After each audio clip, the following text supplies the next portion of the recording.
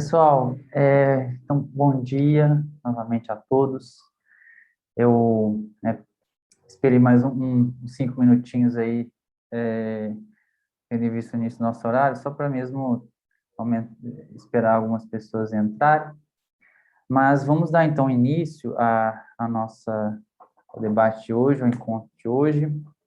Objeto das nossas, assim, da nossa conversa e do nosso debate hoje é sobre responsabilidade civil dentro da LGPD, e como vocês viram, assim, o texto também traz ali uma abordagem que é sobre a GDPR, como já vimos, assim, nos outros encontros, a gente busca sempre ali estabelecer uma certa análise comparativa também, né, para nos auxiliar nessa, enfim, discussão e questionamento, reflexão sobre esses temas.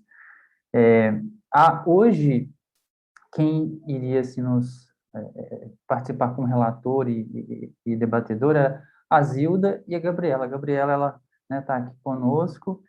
A Zilda, ela, na outra semana passada, ela teve assim, algumas questões de saúde e, novamente, né, eu recebi também a mensagem assim, hoje, teve uma piora no quadro de saúde dela, que ela também, mais uma vez, assim, ela não pôde se fazer presente. Então, assim, inclusive vai aqui nosso pensamento, né, nossas orações, desejo de que ela se recupere prontamente, né, e que possa, aí nos nossos próximos encontros, já estar aqui conosco.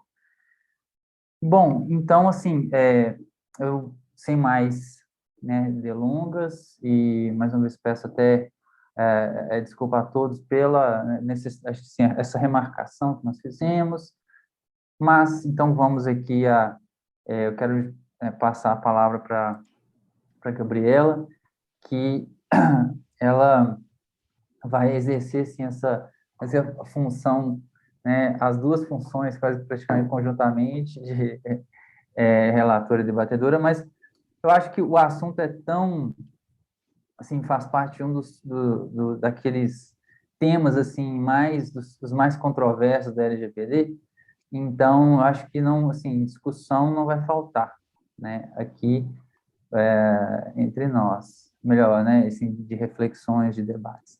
Gabriela, fique à vontade. Bom dia a todos. Espero que vocês estejam me escutando bem. Meu nome é Gabriela, né, como o Diego já me apresentou. Eu sou aqui de Maceió. Terminei há pouco tempo o mestrado aqui na Universidade Federal de Alagoas, no ramo de responsabilidade civil, mas ainda não especificamente na LGPD, foi mais voltado para a inteligência artificial. Mas hoje em dia a gente sabe que é tudo muito conectado, uma coisa com a outra, e uma coisa serve de combustível à outra. Então, eu fiquei aqui com essa incumbência de trazer um pouco da relatoria, que seria da Zilda, e do debate também nesse tema, que é muito rico. Desde já fico aberta também a todas as colocações que vocês tenham, porque eu tenho certeza que é um dos assuntos mais relevantes da LGPD e que mais traz questionamentos, inclusive em relação à sua aplicabilidade. Eu vou tentar relatar assim os tópicos principais dos textos que foram passados, né? Que um foi da Maria Celina, do João Melato e do Menezes Cordeiro. E vou trazer ao mesmo tempo também algumas provocações, aquilo que me chamou mais atenção, o que eu acho que pode ser um ponto controverso para um estudo mais aprofundado. E aí eu quero ouvir da voz de vocês também, o que é que vocês acharam mais pertinente em relação a isso tudo. Bom, vou tentar não me estender e ser o mais objetiva possível, até para não ficar uma coisa cansativa. Mas em relação ao texto da Maria Celina e do João Quinelato, ele fala basicamente da autodeterminação informativa e da responsabilização proativa, né, como novos instrumentos de tutela da pessoa humana na LGPD. Então, ela inicia o texto muito nesse sentido de trazer a ideia de que as noções tradicionais de privacidade ela passa por uma ressignificação, porque ela se mostra insuficiente, até inadequada, diante das novas tecnologias que a gente tem numa sociedade informacional, que demanda do intérprete um exame desses novos instrumentos para proteger a pessoa humana, no âmbito do tratamento dos dados pessoais. Então, essa ressignificação da privacidade, na verdade, é uma coisa muito comum com os direitos de personalidade em geral. Então, a gente vê que a privacidade ela sai daquele âmbito estritamente patrimonial e que era uma ideia de ser deixado só, ainda uma concepção americana, que era muito atrelada à inviolabilidade do domicílio, ao direito de não ser perturbado por outro. E hoje a gente passa por uma concepção de que a privacidade diz respeito ao controle dos nossos dados pessoais. Então, os dados são informações que nos simbolizam perante o meio social e, por isso, o controle da nossa privacidade passa pelo controle que a gente tem sobre essas informações. Então, nesse contexto, né, de assunção dos dados pessoais como bens jurídicos essenciais, assume muito relevo a questão da autodeterminação informativa como vetor de proteção. E no que tange à responsabilidade civil, o que ela sustenta é basicamente que um novo regime se faz presente. E aí o texto se destina precisamente a investigar a potencialidade desse instrumento como um mecanismo de natureza multifuncional, que ele deixa de ter aquela função comum, que é estritamente compensatória, para abarcar ali uma função de prevenção, de dissuasão, e que venha criar, então, um reforço para a garantia da proteção dos dados pessoais. Então, a gente vê que também, assim como o próprio direito de privacidade, a responsabilidade civil também passa por uma ressignificação, porque ela deixa de ter uma natureza estritamente indenizatória para ter também ideias de prevenção. E esse é um dos grandes trunfos da LGPD, que não pode ser ignorado quando a gente vai falar da responsabilidade civil. Então, o texto ela fala também sobre a própria LGPD, os princípios no tratamento dos dados pessoais, até da figura da Autoridade Nacional de Proteção de Dados, e depois fala do novo sistema de responsabilidade civil. Como o nosso objeto hoje é esse tema, né, da responsabilidade, eu vou tentar me ater mais no que foi discutido sobre isso, para que a gente também não fuja muito do nosso foco aqui. Então, quando fala da responsabilidade civil na LGPD, que está previsto lá nos artigos 42 e 45, os autores tratam justamente isso como a principal novidade da lei, porque ela reflete o que está ali nos princípios, né, dessa legislação, na questão da responsabilização e da prestação de contas. Então, passa a ter uma preocupação com a demonstração do agente de adoção de medidas eficazes adequadas para comprovar a observância e o cumprimento das normas de proteção de dados pessoais, inclusive, né, no que tange a eficácia pragmática dessas medidas. Então, o legislador pretende não apenas que haja um ressarcimento, mas que haja uma prevenção para evitar a ocorrência de danos. Então, essa responsabilidade, à semelhança do que acontece no regulamento europeu, ela está articulada em torno dessas noções de dano, de violação da legislação de proteção de dados por parte do controlador e do operador, e de reparação. Mas não somente disso. Então, nesse caso, a gente passa a ter a ideia de que podem ser obrigados a reparar um dano da violação da legislação os protagonistas, nesse caso, que são os controladores e os operadores, que vão responder solidariamente. Então, a vítima, a gente entende que no artigo 42 do caput, eles falam em outrem, então, outrem pode vir a pedir essa reparação, ou seja, a vítima ela não se resume ao titular dos dados pessoais, ela pode se estender a qualquer pessoa que sofra um dano resultado de uma violação da legislação, até mesmo uma pessoa jurídica, que considere que esse processamento legal de dados lhe causou algum dano. Então, ela já tem uma abrangência muito grande. E uma das maiores, eu acho que se não a maior questão que vem sendo debatida ultimamente, é justamente de definir se a responsabilidade seria subjetiva ou objetiva. Então, esse vem sendo um debate que vem permeando muito essa questão da responsabilidade, porque para alguns, quando a LGPD traz no artigo 42 a menção da responsabilidade civil, seria subjetiva, considerando que há uma imprescindibilidade de descumprimento por parte do operador controlador, assim como pela excludente de responsabilidade do artigo 43, que é no sentido de determinar a prova da inexistência de falta, ou seja, da inexistência de uma violação da legislação. Assim como também não há expressamente na legislação qualquer menção à responsabilidade objetiva. Então, tudo isso seria a tese de que, portanto, a legislação optou por um regime tipicamente subjetivo.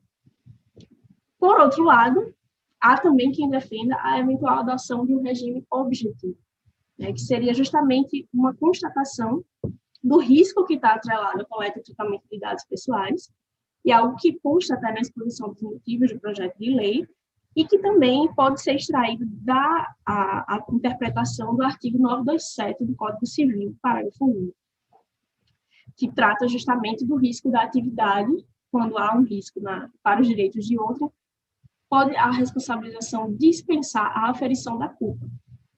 Então, são as duas principais vertentes em relação a essa discussão, mas a própria responsabilidade objetiva também enfrenta algumas críticas por parte de alguns autores, no sentido de que essa adoção ela seria um empecilho ao desenvolvimento de novas tecnologias, que são diariamente criadas, né, e que se incorporam no dia a dia de todos os usuários. Então, entende-se que isso ampliaria demais o número de demandas ressarcíveis e inibiria o desenvolvimento.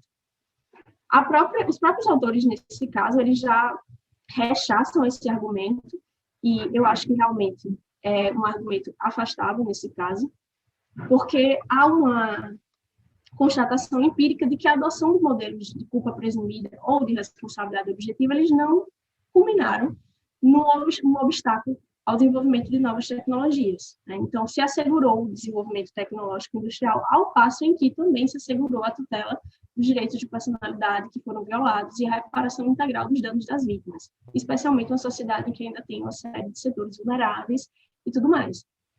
Então, os autores eles não consideram esse argumento como relevante para afastar a responsabilidade objetiva dentro de um modelo solidarista de responsabilidade constitucional. E, para além disso, também suscitam até o argumento do próprio Rodotà, no sentido de que o eventual aumento no custo da proteção dos dados pessoais não seria decisivo, porque a gente não poderia estimar que os interesses, no caso dos titulares de dados, eles sejam inferiores aos interesses empresariais dessas empresas de expandir seus negócios. Então, essa seria a principal crítica que vem sendo feita à questão da responsabilidade objetiva, que os autores rechaçam nesse caso específico. Mas os autores, o grande trunfo, eu acho, desse texto da Maria Celina João Pinelato é justamente de não se restringir nessa dicotomia, porque o que eles defendem, na verdade, é que a nova lei ela vai introduzir uma mudança profunda nesses termos de responsabilização, e é algo que vai ter que ser ainda definido pela doutrina nos próximos tempos, mas é justamente a união do conceito de responsabilidade à prestação de contas. Então, eles defendem o surgimento de uma responsabilidade dita proativa, ou seja, uma responsabilidade ativa, e determina que não é suficiente cumprir a lei, mas é necessário também demonstrar que houve adoção de medidas eficazes e capazes de comprovar a observância e o cumprimento das normas, inclusive a eficácia dessas medidas. Então, a responsabilidade na LGPD, ela exige do controlador que não haja simplesmente um cumprimento formal, mas que haja uma adoção material de medidas que tornem segura o tratamento de dados. Então, qualquer organização teria que provar que avaliou e que redesenhou o processamento dos dados pessoais, caso seja necessário, que as medidas de segurança são adequadas e eficazes e que tem uma política de privacidade com obrigações claras, com ações concretas de prevenção, que foram designados responsáveis pelo cumprimento, que nomeou um encarregado, que haja um cumprimento responsável pelos próprios colaboradores na sua cadeia de terceirização também.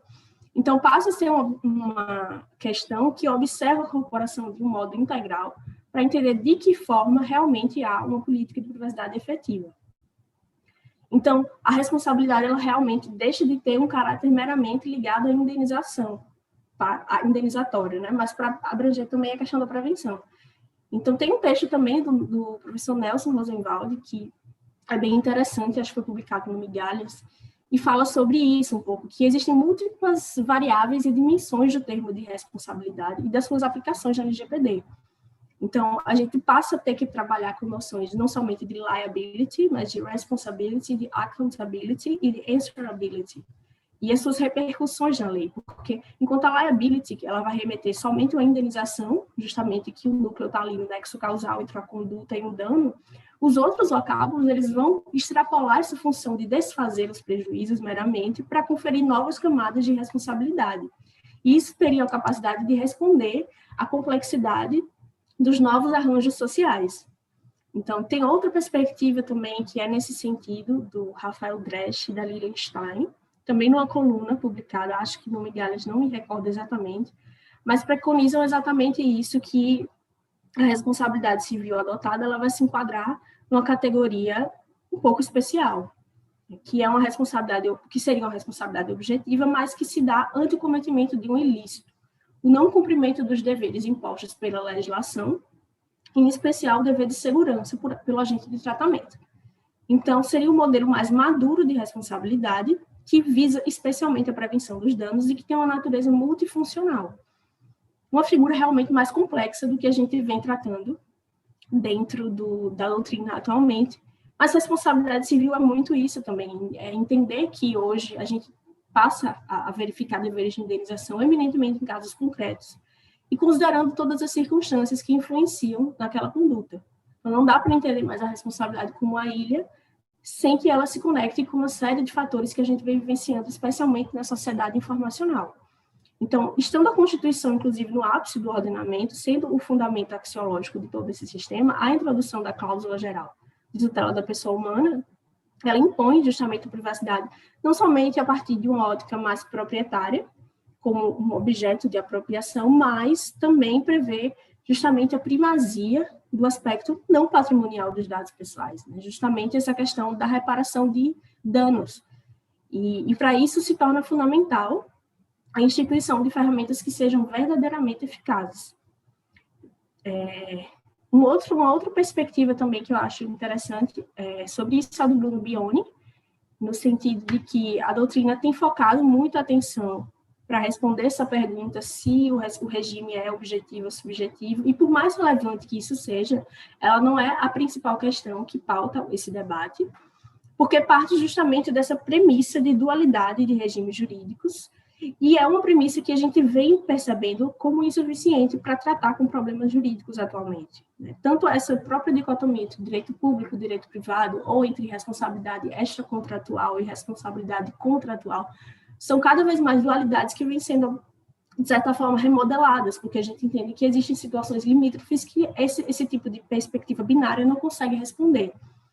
Então, mais importante do que essa classificação seria analisar em detalhes os elementos normativos que restringem ou alargam a discussão da culpabilidade para fins de responsabilização, avançando um pouco nessa questão de julgar se seria meramente objetiva ou subjetiva. E isso porque a nossa opção legislativa, ela exige essa investigação em torno de um juízo de culpa dos agentes de tratamento, mas, ao mesmo tempo, ela prescreve também uma série de elementos que visam justamente erodir os filtros para que esses agentes de tratamento sejam responsabilizados, ou seja, ela considera, sim, o risco da atividade. Então, parece que é um resultado um pouco híbrido entre um regime de responsabilidade subjetiva, mas com um alto grau de objetividade. Seria até essas as palavras que ele usa em um dos textos para falar sobre essa questão. Então, eu acho que é um ponto de partida muito interessante, porque justamente a gente avança um pouco nessa discussão que seria meramente binária entre um regime ou outro. No texto também, a Maria Celina e o João Quinelato, eles falam da proteção dos dados nas relações de consumo.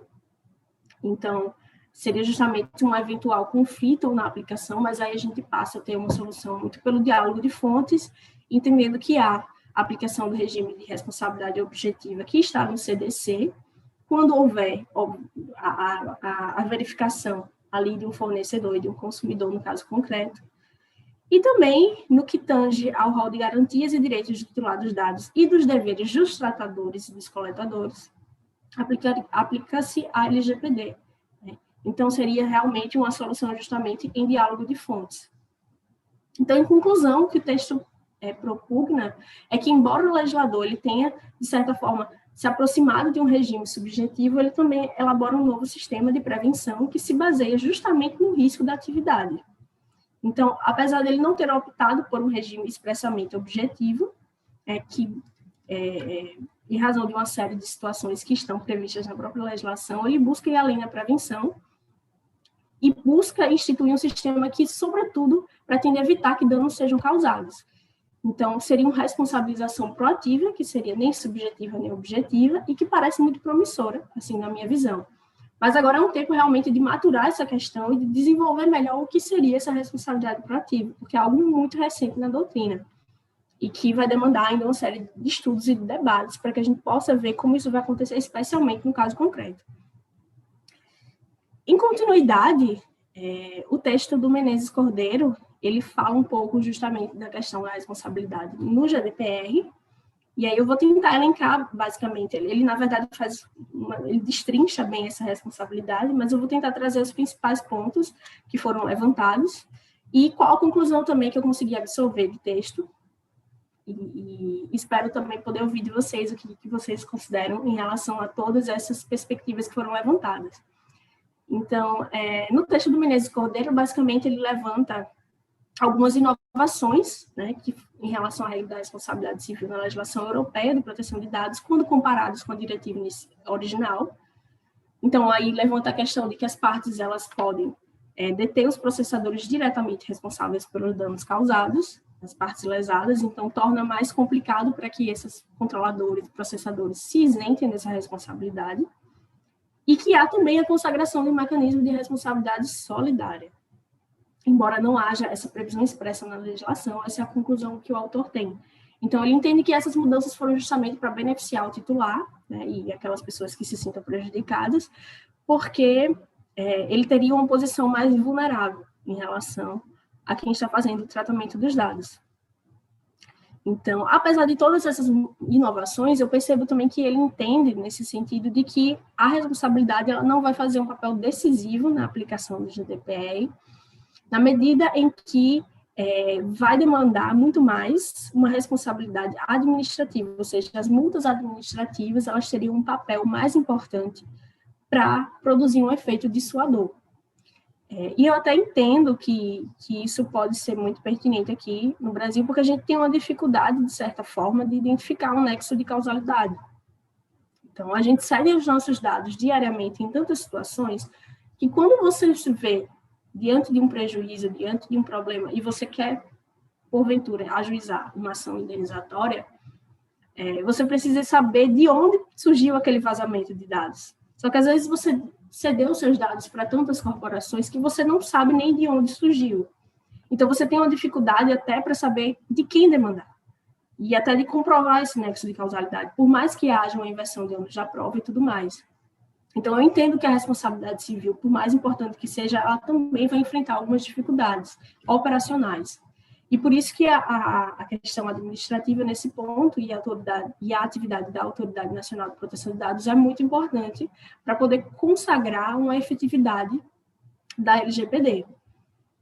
Então, ele continua o texto também falando que o GDPR ele prevê um campo de aplicação muito amplo, na medida em que ele permite que a responsabilidade seja executada por qualquer violação do regulamento, qualquer operação de tratamento ilícita ou, de certa forma, incompatível com as disposições que foram adotadas.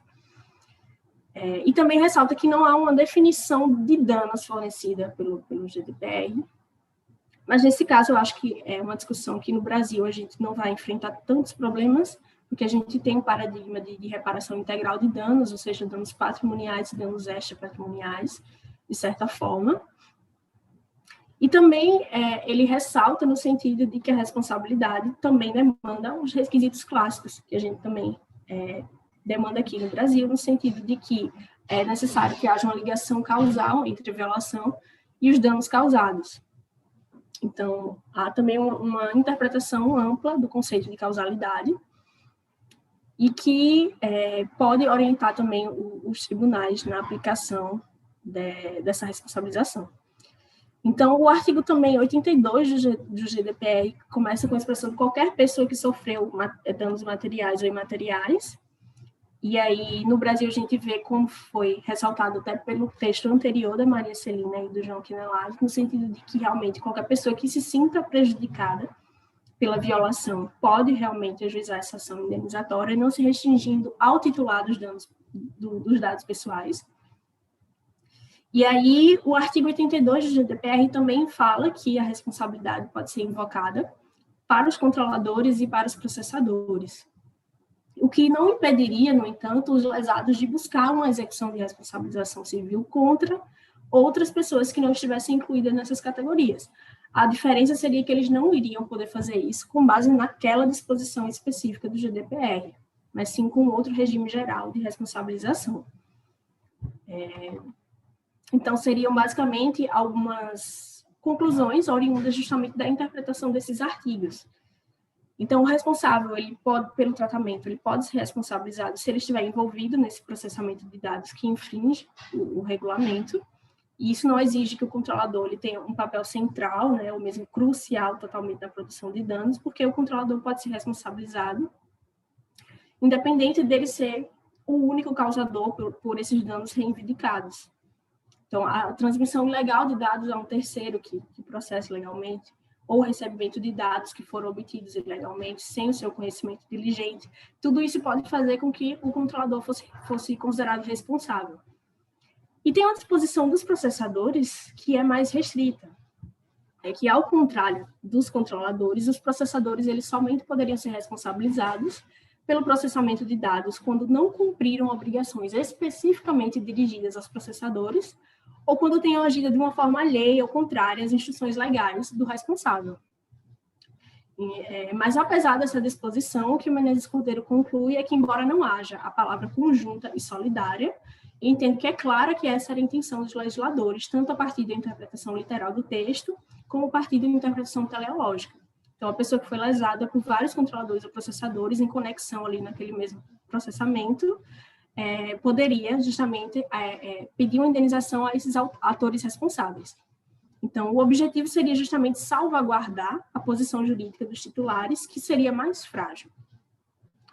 Então, seria essa interpretação que o autor dá a toda essa questão da responsabilidade.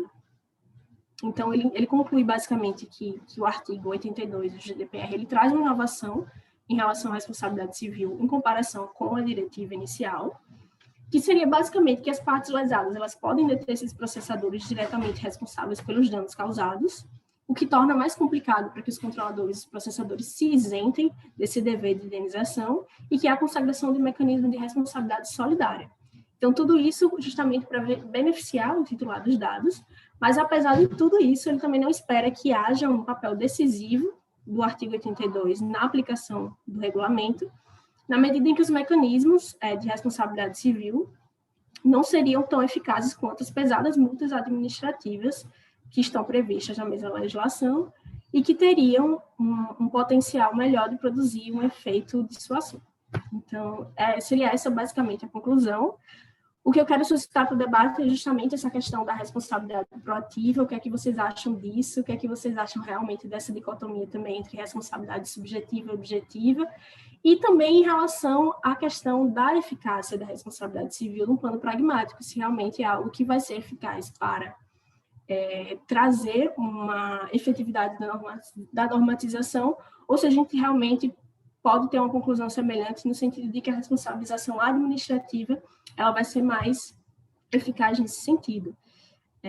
Fico aberta a todos os questionamentos, vou encerrar por aqui para não me estender muito, e agradeço desde já também por toda a atenção. Vou passar a palavra para o Diego agora. Gabriela, obrigado pela excelente disposição, você abordou bem os tópicos acho, mais relevantes a respeito dos textos. E, bom, eu acho que as suas provocações, primeiro, realmente são bem interessantes, no sentido que, assim, gente, vamos tentar expandir aqui a discussão para além regime de responsabilidade civil, subjetivo ou objetivo. Por mais que, sim, eu acho assim, a discussão ela é interessante justamente porque a partir da discussão sobre os regimes aplicáveis é que a gente consegue, assim, até mesmo superar e, eventualmente, identificar quais são, assim, os outros temas mais até relevantes e que requer também, assim, a reflexão. Eu acho que, em relação, assim, a esse ponto do qual é mesmo, eu digo assim, a certa função a ser desempenhada pela responsabilidade civil dentro assim, da LGPD do sistema de proteção de dados pessoais. Eu acho que, e pensar, eu acho interessante assim, pensar tanto no contexto, ver o que está acontecendo no contexto da GDPR e pensar aqui, uma coisa que me ocorreu, assim, eu estava aqui também refletindo sobre, acho que não só ouvindo você, mas recentemente, uma coisa que tem acontecido na Europa é assim, existe por vezes, uma certa insatisfação com relação à atuação de certas autoridades de proteção de dados.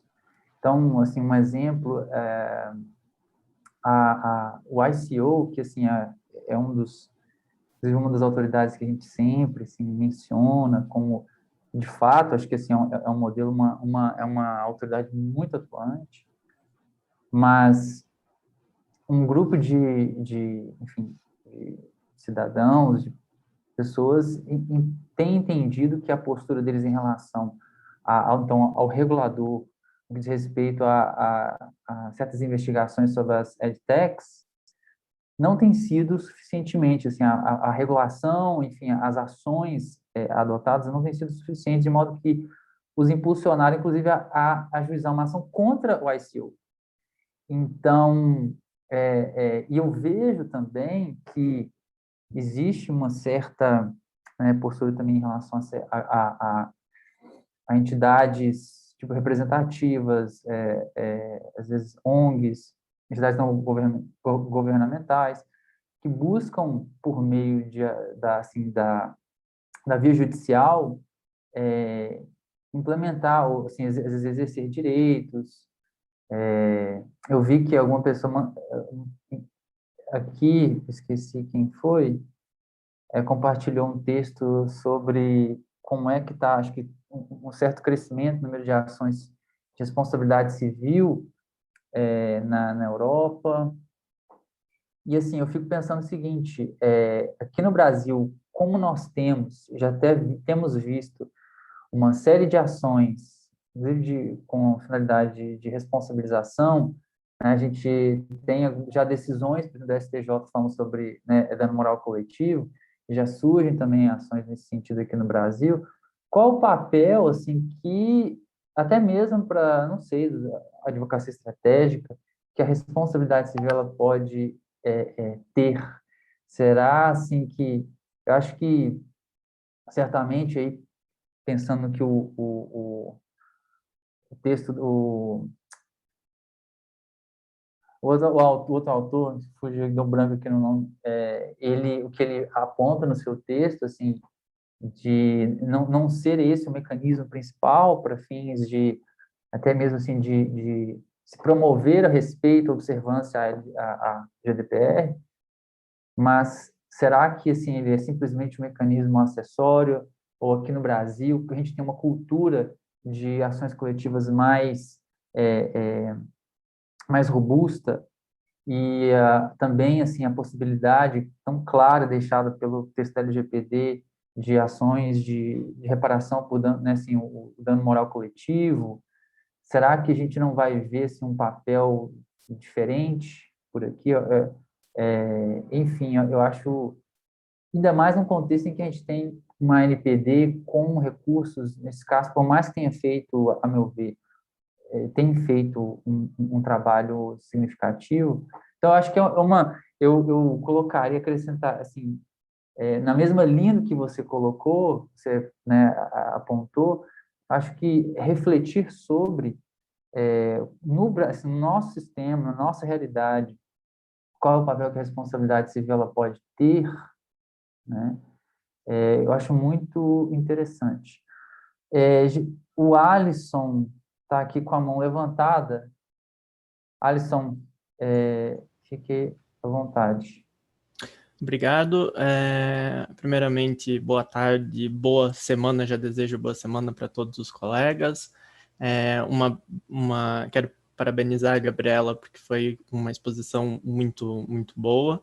E na linha do que o Diego trouxe aqui, é bem isso que eu queria complementar, que esse é o ponto, via de regra, eu mesmo coloquei ali no chat a matéria, o artigo na IAPP, e, enfim, e a gente sempre costuma olhar para a GDPR como um paradigma para muitas questões relacionadas à LGPD. Mas nesse ponto em específico, eu acho que a gente não pode também perder de vista que a parte de responsabilização civil na proteção de dados é a parte da GDPR que fica a critério de regulamentação dos Estados-membros. Então, ele não está, apesar da GDPR ser uma regulação, ele não está...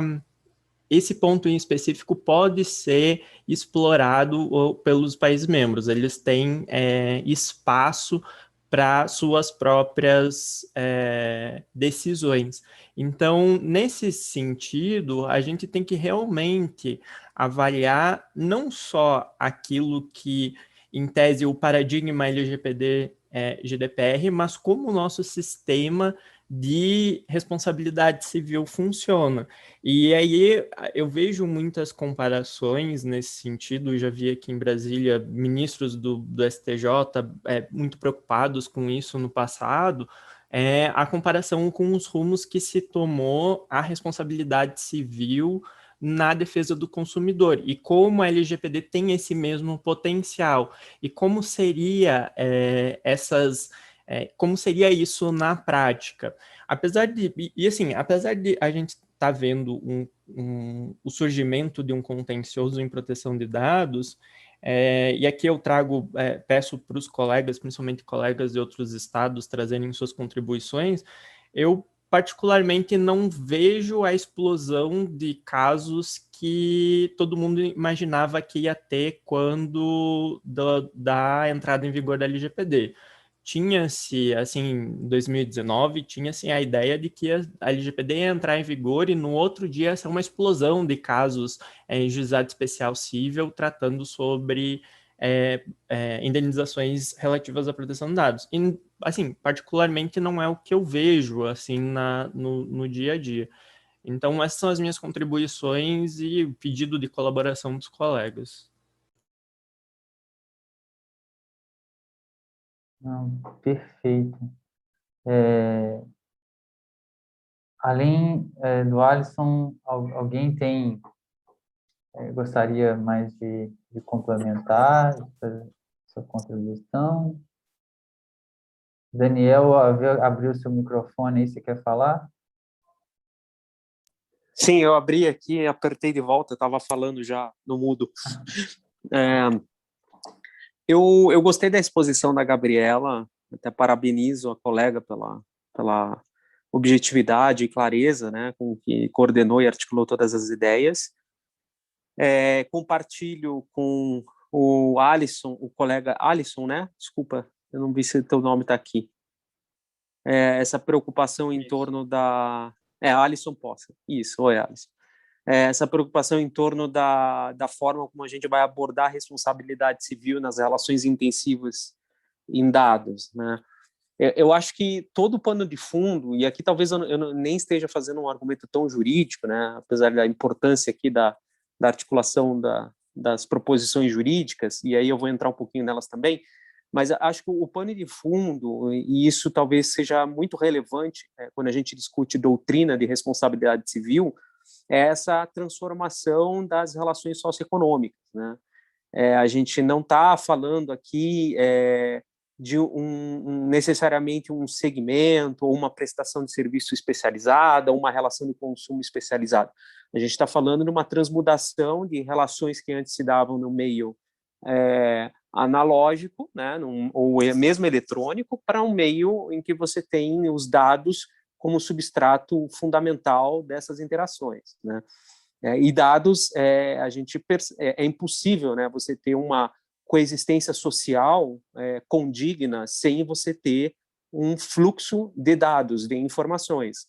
Isso se mostrou importante em fins do século XX, né, inclusive em termos de questões existenciais, né, quando a gente teve o fluxo de dados interrompido em torno de um desastre nuclear na Ucrânia, né, especificamente em Chernobyl, em que só com a nuvem radioativa sobre Estocolmo, a sociedade como um todo veio a saber o que estava acontecendo. Então, foi uma interrupção em fluxo de dados, né, uma interrupção política, obviamente, que provocou um dano existencial, né, para o planeta. E a gente viu isso acontecer novamente recentemente, né, com a questão da pandemia. Então, o fluxo, ou a liberdade de fluxo de dados, ela é um metaprincípio bastante relevante quando a gente leva em conta a hermenêutica da LGPD. Essa é uma visão que eu tenho, e, obviamente, as prestações normativas de Estado em torno da proteção de dados, elas não estão aqui para configurar um esbulho, né? Na verdade, uma interrupção desta liberdade. Não, elas estão para proteger valores, né, fundamentais, como a dignidade da pessoa humana. Então, nosso objetivo é garantir que o fluxo de dados ocorra, né, em respeito a essas latitudes fundamentais, né? Personalidade, liberdade de expressão, autonomia informativa, enfim, todos esses elementos que orbitam em torno desse núcleo personalíssimo de direitos que os Estados democráticos, né, buscam preservar com tanto afinco, né? Então, basicamente, essa questão do contexto, ela precisa ser levada em conta. Isso faz emergir essa ideia, concordo com a Gabriela, né, da existência de uma abordagem de precaução, né, da própria responsabilidade civil da LGPD, que está muito próxima do que eu já vi chamarem de responsabilidade subjetiva imprópria, né, em que você busca valorizar todos os mecanismos que a lei impõe como responsabilidade dos agentes da cadeia de tratamento como elementos de exoneração de responsabilidade, né? E é isso que se espera do aplicador da lei quando ele for avaliar a existência de um liame, um nexo de causalidade entre um eventual dano, se é que há um dano, né? E isso também é um outro assunto, porque é difícil você entender alguns aspectos do dano em torno de intangíveis, mas esse é um assunto interessante que pode ser discutido, e a conduta do agente, né? Se a gente enveredasse, na minha visão, né, e claro, a gente sabe que esse assunto está aberto, para uma responsabilidade objetiva, como existem nas relações de consumo, per se, para todas essas relações intensivas de dados, parece que a gente estaria desconfigurando o próprio fim e propósito da LGPD, que é garantir toda essa precaução, né? Todas essas evidências positivas de conformidade, que são custos e ônus, né, do agente de tratamento. Então, basicamente, o que a gente diz, enquanto sociedade, para quem trata dados pessoais, é que o faça, né, e estimula para que o faça, mas dentro dessa jornada de conformidade, dentro desses limites estabelecidos pelo debate democrático estabelecido no parlamento. Se a gente for automaticamente imputar responsabilidade a todo e qualquer tipo de relação de tratamento de dados, independentemente de culpa, né, simplesmente ignorando, desprezando todas as ações que são feitas e empreendidas, né, em termos de cautela, para garantir essa conformidade, a gente, na verdade, vai estar desconfigurando todo esse mapa legal que foi construído, e aí a gente, na verdade, nem precisaria desse mapa legal, né? A gente já estaria imputando responsabilizações, bastaria a gente pegar as normas de responsabilização civil ordinárias, ou mesmo ou as mesmas as do Código de Defesa do Consumidor, e sair aplicando, né?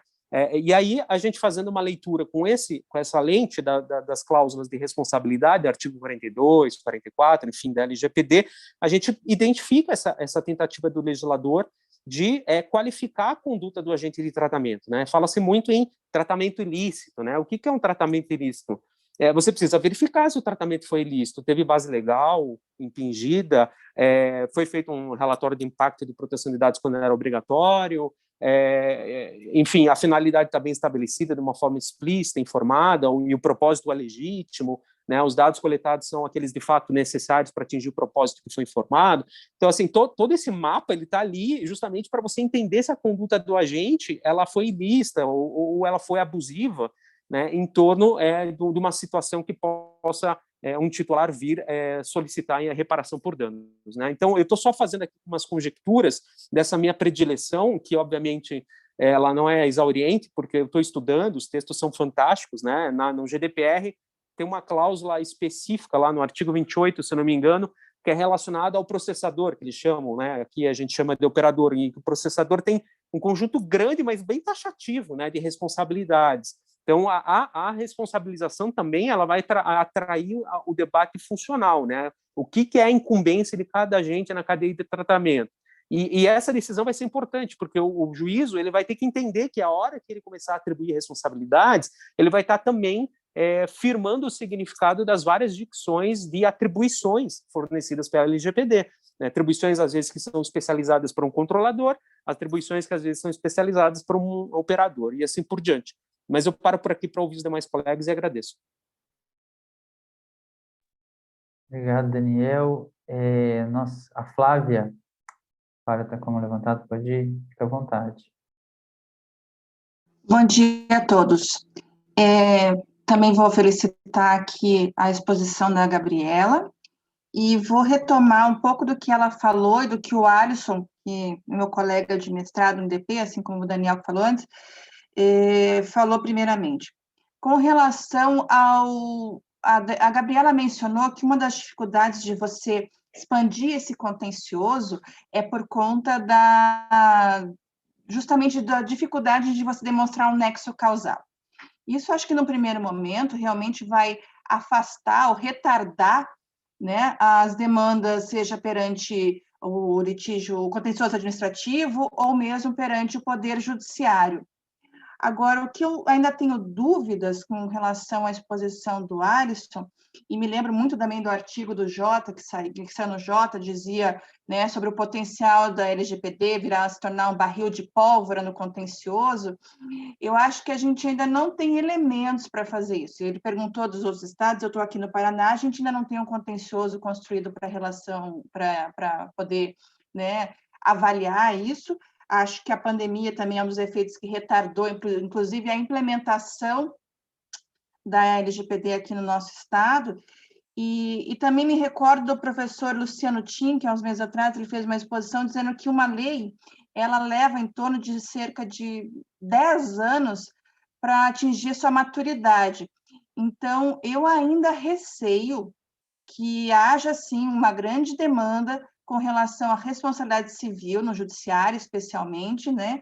E que a gente ainda transite por muitas decisões que a gente venha considerar ou inconsistentes, ou mal fundamentadas, até que a gente realmente amadureça, né? Então, eu não vejo ainda o judiciário entrando no mérito se era controlador ou se operador, principalmente na parte da legislação consumerista. Então, acredito nesse potencial, acho que ainda não chegamos nesse momento.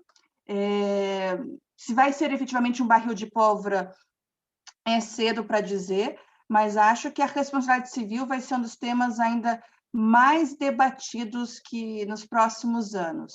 Isso tem um potencial indenizatório bastante grande. Perfeito, Flávia. Obrigado. Aqui nós temos a Carolina, também está com a mão levantada. Carolina.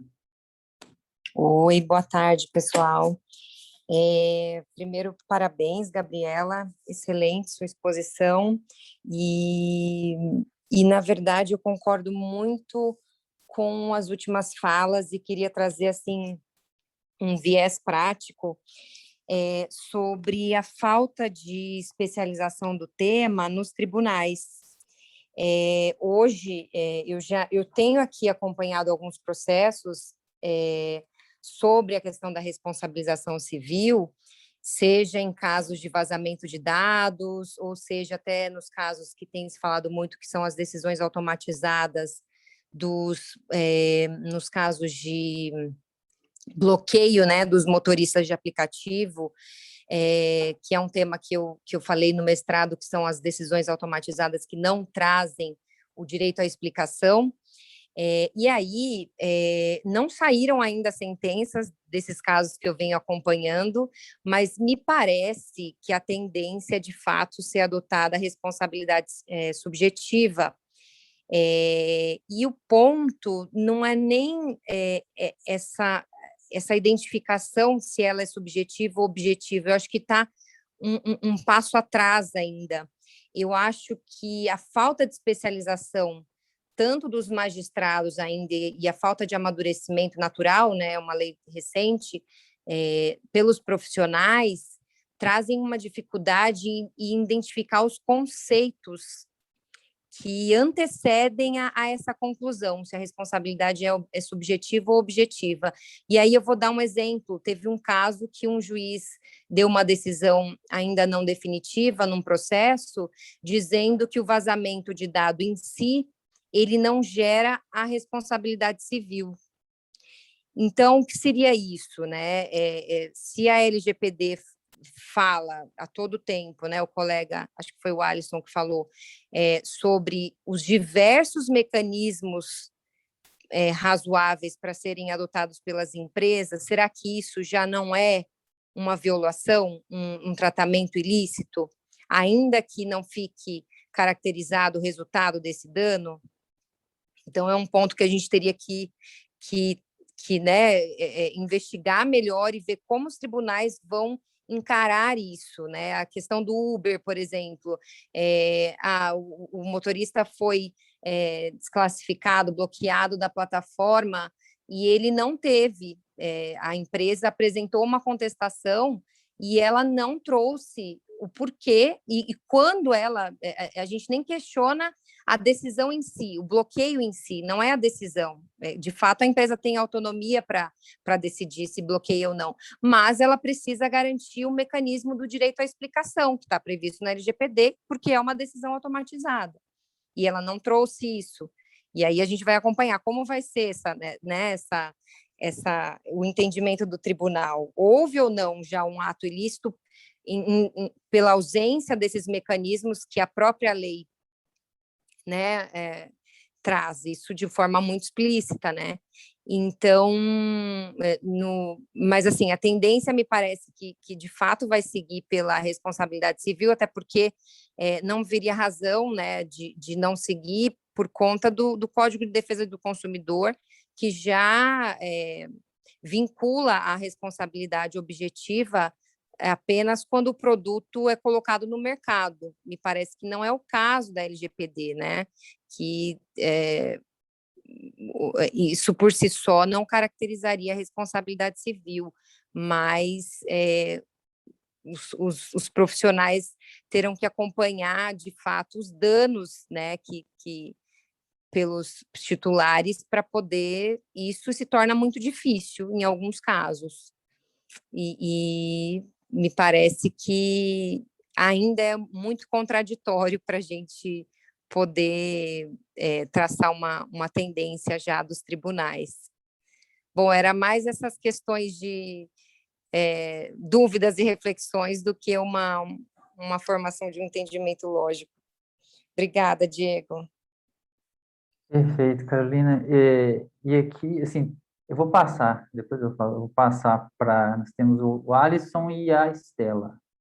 E com a mão levantada, Alisson. Eu vou, como eu já falei, eu vou ser breve até para dar espaço para a doutora Estela, que eu tenho certeza que tem muito para contribuir nesse tema. No ponto de vazamento de dados também é uma coisa que eu vejo muita discussão se é um dano presumido ou não, que é difícil principalmente porque é difícil de mensurar, porque tu não tem a ideia da extensão de como esse dano vai vir, porque às vezes é um dano que vai vir, ele não aconteceu, mas ele certamente pode acontecer, ou certamente irá acontecer. E nesse ponto específico, por exemplo, na Alemanha, se eu não me engano, que existem várias autoridades, existem vários tribunais com entendimentos distintos, nem eles sabem ainda como é que eles ainda não decidiram na Alemanha um regime de responsabilidade civil uniforme para casos de vazamento. Então, assim, nós que estamos no início dessa discussão, é muito difícil de dar uma resposta já, porque eu vejo muita gente, principalmente no LinkedIn, às vezes o pessoal dizendo, não, é óbvio que é uma responsabilidade presumida, ou enfim, eu não acho tão óbvio, porque nem a Alemanha, que inventou a disciplina da autodeterminação informativa, enfim, eles ainda sabem, os tribunais têm um consenso sobre se vazamento ou não é um dano que pode ser presumido ou não.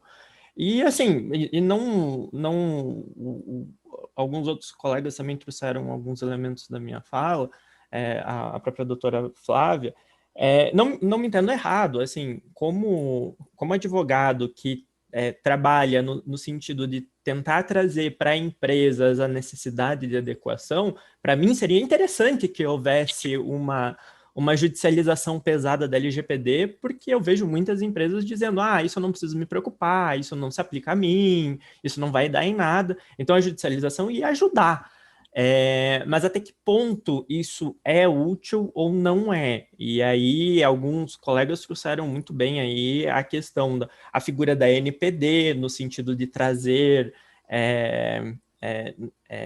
orientações, a figura das multas, que podem ser, talvez, muito mais efetivas. Enfim, eu já vi algumas questões, por exemplo, quando a GDPR entrou em vigor na Europa, existiram multas de muito valor para as Big Techs, principalmente, mas existiu multas com base na GDPR para um cybercafé no valor de, eu acho, de 2.000 euros, justamente demonstrando que a GDPR é algo amplo, que se aplica tanto para os grandes quanto para os pequenos. Então, a figura da atuação da NPD, às vezes, tem mais... vai ser mais decisiva do que a judicialização. E, enfim, são essas questões. Apesar de que eu acho que, do meu ponto de vista de atuação profissional, seria interessante ter ter decisões escandalosas dizendo, olha, ou números, olha quantas condenações de dano moral toda vez que eu visito um possível novo cliente, até que ponto isso é de fato útil ou não para o sistema como um todo a longo prazo.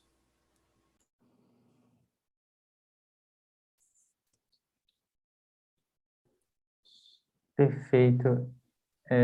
Eu não sei se você quer complementar com mais alguma coisa, Alisson, que interrompeu.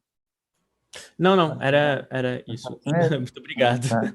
Eu fiquei perguntando, será que ele ficou mudo aqui? Estela, por gentileza, pode falar. Certamente, Alisson, essa coisa de fazer o cumprimento da lei pelo medo não funciona muito bem assim, não é isso que é útil. Mas eu vou, enfim, duas coisinhas, só dois detalhes. Uma é sobre o dano, né? Porque no debate acabou meio que parecendo que tem a ver sobre o regime de responsabilidade, mas independente do regime de responsabilidade, seja objetivo ou subjetiva, para você ter responsabilidade tem que ter o dano. Então, é isso que, enfim, então essa é uma outra discussão, só porque eu achei que ficou um pouquinho confuso. Mas sobre o dano ré ipsa, enfim, esse dano moral, a gente tem uma tradição, e aí isso que falou muito, né? Isso vai depender, tanto na Europa como depende de cada legislação nacional e de cada tradição do país, a gente tem aqui o dano muito forte nos nossos tribunais, o dano ré ipsa, no sentido de quando você invade a esfera de um direito fundamental, você tem o dano moral presumido, né? E eu acho que é um pouco disso que a gente está falando quando a gente está falando da produção de dados. Eu acho que tem outros elementos, acho que é mais difícil, inclusive, né? São duas coisas, né? A dificuldade, assim, nos processos, vamos ter uma dificuldade, obviamente, no caso de vazamentos, do nexo causal, que eu acho que é o maior problema processual. Mas a partir do momento que haja enfim, que haja a invasão dessa esfera de um direito fundamental, até porque praticamente impossível, né, você provar qual seria esse dano. Normalmente a gente tem um entendimento muito comum do dano ré ipsa, desse dano moral presumido, que isso não tem nada a ver, obviamente, com o regime de responsabilidade. Isso acontece e de modo geral também, outra coisa que chama atenção é que as indenizações por isso também são presumidas, mas também são muito baixas, enquanto individuais, né? Elas só têm um alcance maior se você fizer alguma coisa de interesses difusos e aí juntar muita gente, etc. Mas, em geral, também a gente vê valores muito baixos. Isso não significa que está se... isso que a gente viu, inclusive, em alguns julgados, que já existem, as pessoas, pela pressão de dados, falam, mas os valores são muito baixos, mas isso, em geral, é um julgamento, é entendimento. Você pega as tabelas de valores de indenização de dano moral do STJ, ou dos próprios TJs dos estados, esses valores realmente são bem baixos. Isso não significa que não é um mecanismo de você inibir a conduta, porque geralmente acaba que acaba não sendo inibitório pelo valor, mas sim pelo fato de que você pode ser condenado, e, enfim, isso causa alguns danos, inclusive, de reputação, mas não de valor. De modo geral, a gente não tem muito dano de valor inibitório e dano moral no que a gente tem de condenação no Brasil. Não tem grandes ações nesse sentido. Mas é só isso. E só uma dúvida aqui, quando a gente... algumas pessoas falam que tem alguns textos que eu queria entender com convicção de que a nossa LGPD claramente preveu a responsabilidade subjetiva, porque eu não consigo ver essa clareza, né? Eu acho que a ausência de independente de culpa não quer dizer que necessariamente é subjetiva, porque a gente tem a própria responsabilidade objetiva do Estado na Constituição, não tem independente de culpa, responsabilidade trabalhista objetiva não tem CLT independente de culpa, né? A ausência disso não transforma, mas eu acho que realmente a redação da LGPD é muito confusa, assim, não é clara de nenhum lado. Acho que foram feitas alterações no processo legislativo para um lado para o outro e acabou sem tomar nem, assim, né? A gente lendo, não é clara em nenhum lado, acho que vai ser decidido. E a outra coisa que eu só queria fazer um comentário da fala do Daniel, é que eu acho, Daniel, que quando a gente fala de regime de responsabilidade e está falando também muito, na verdade, do risco, o que você está chamando de responsabilidade subjetiva imprópria é muito de quem é muito igual ao quem está falando de uma responsabilidade objetiva graduada no risco. Não é muito diferente, assim, quem defende a responsabilidade objetiva e subjetiva, dizendo que, enfim, tem características próprias aí, novas, e que tem que ter uma visão nova desse tipo de tratamento, né, desse tipo de atividade, é muito parecido também com quem coloca uma responsabilidade objetiva, mas olhando no risco, quer dizer, variando, obviamente, o olhar disso para o risco de tratamento, então acaba não ficando muito distante aí, alguns chamam de subjetiva imprópria, algumas essa proativa objetiva que depende do risco, eu acho que no fim é quase a mesma coisa, apesar da gente achar que o regime é subjetivo e o outro é objetivo. Não, só aproveitando, antes de passar a palavra para o Bernardo, que levantou a mão, essa discussão do dano moral em re ipsa, né, e de fato, assim, é uma discussão afeita ao que diz respeito diretamente ao dano, né? Pensar nisso nessa campo dos incidentes de segurança, né? Então, vazamento, acho que a ideia de vazamento ela acho que não compreende, muitas vezes eu me preocupo porque ela não compreende toda, assim, a multiplicidade de incidentes de segurança, né? Assim, são as mais diversas configurações. Pensar nisso e, assim, que muitas vezes é uma questão bastante, às vezes, técnica e aí acho que é um dos pontos que até que já foram abordados, a dificuldade e da falta de especialização dos tribunais em relação a esse ponto.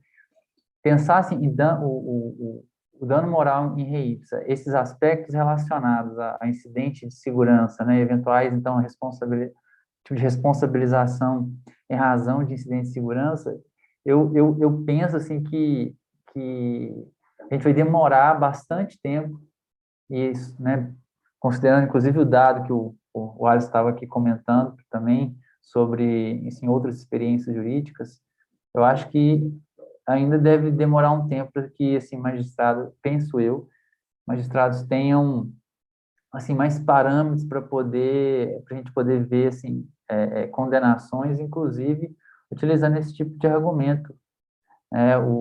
Enfim, eu acho que o dano em re ipsa, ele sempre vira e mexe, assim, ele tem lá as suas preocupações, já, assim, a doutrina de responsabilidade civil não é de hoje que ela aponta, assim, alguns problemas em relação a isso, porém, enfim, eu acho que em relação a incidente de segurança é também bastante preocupante, a meu ver, já ver a aplicação dessa assim, jurisprudência enfim, a todo tipo de incidente, para presumir ali, não demandar a comprovação do dano. Mas, enfim, é uma preocupação. Eu passo a palavra para o Bernardo. Deixa eu só Deixa a Estela falar antes. Então, como a implementação da minha fala, porque eu fiz exatamente o que eu não gosto de falar do incidente de segurança, porque acho que a gente fala muito só disso quando a gente fala de responsabilização e responsabilidade.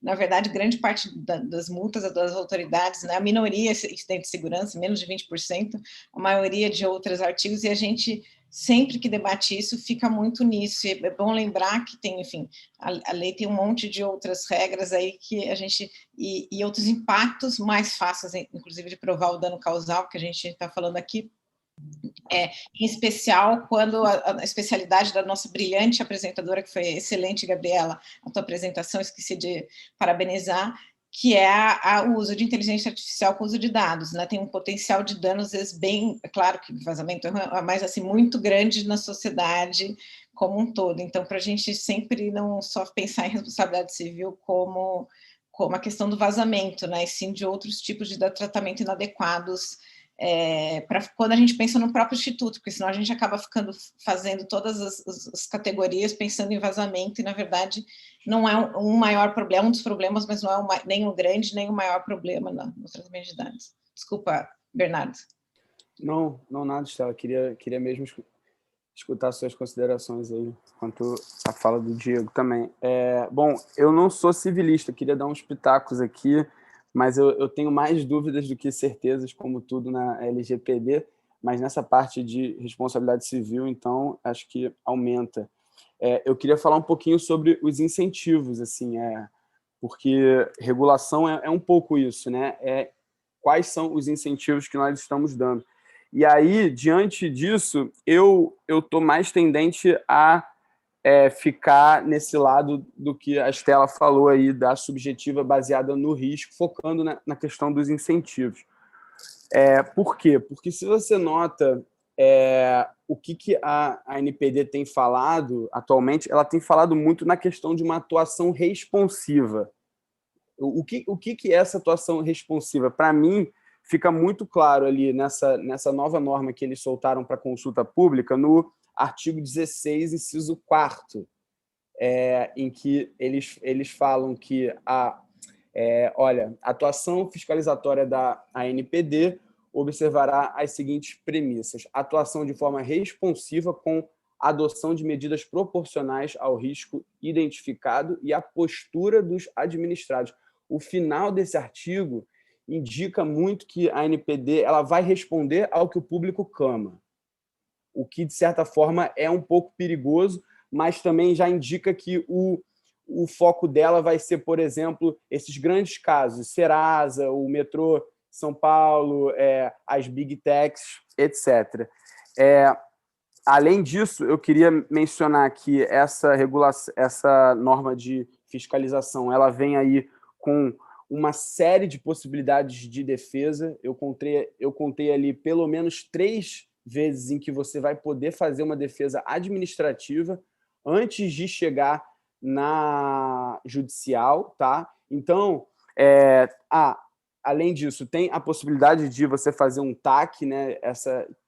Essa possibilidade já veio prevista no artigo 51, e também no artigo 30, a definição das 4 faixas em que a ANPD vai fazer essa fiscalização, sendo que apenas a última faixa, a faixa 4, é onde ela vai atuar de forma repressiva, então provavelmente com multas. Isso tudo para dizer o seguinte: vai ser muito raro ter uma multa pesada da ANPD. Posso queimar minha língua, mas pelo menos nos primeiros 2 a 4 anos, a chance da gente ver uma multa acontecendo é muito difícil, porque você vai ter aí toda a morosidade do processo administrativo, você tem diversas possibilidades de você se defender. Além disso, você tem a possibilidade ali, por essa norma, de indicado que a empresa foi rápida em fazer todas as melhoras, diminuir o risco, enfim, consertar o que tinha feito de errado, a ANPD poderá cessar com essa atuação repressiva. Então, vai ser muito difícil a gente ter uma multa. Uma vez tendo a multa, eu ainda lembro que você pode entrar com uma anulatória e aí você já tem mais 4 anos de processo, no mínimo. E então, assim, eu não apostaria nas multas como sendo algo que, de fato, vai fazer as pessoas se mexerem. Para você tomar uma multa hoje, você vai ter que perder prazos administrativos, você vai ter que ter um advogado muito ruim ali para não jogar para frente esse processo e pagar essa multa lá na frente. E aí, apenas para citar o caso Metrô São Paulo, eu acho que pela juíza já ter direcionado ali um pouco que ela entende que a responsabilidade era objetiva, fez com que ela, por exemplo, não pedisse demais provas periciais, que provavelmente teriam demonstrado a falta de precaução de um dos maiores metrôs do mundo. 1,5 bilhões de pessoas por ano passam por esse metrô, em tentar implementar esse tipo de tecnologia, ainda que não fosse para questões de segurança, mas para fins comerciais. Me parece que, se ela tivesse presumido que era subjetiva, ela teria pedido outras diligências e aí teria ficado muito claro a irresponsabilidade que foi tentar implementar esse tipo de tecnologia no atual momento e da forma com que foi.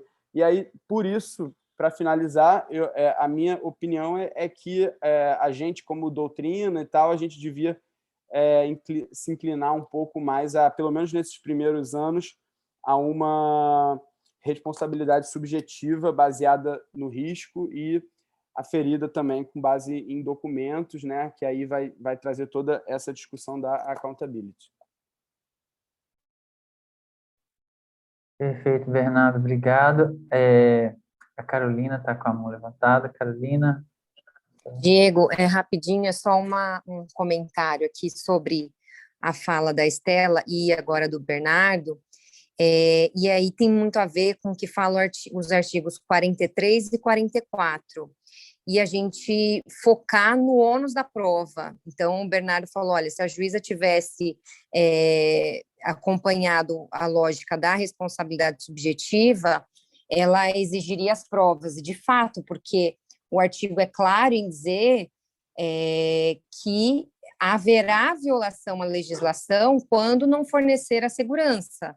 Né? E aí a gente realmente não está falando só de vazamento de dados, a gente está falando de inúmeras situações que podem acontecer, inclusive violando aí alguns dos direitos de acesso, de revisão, que a Serasa tem já trazido isso em diversos incidentes.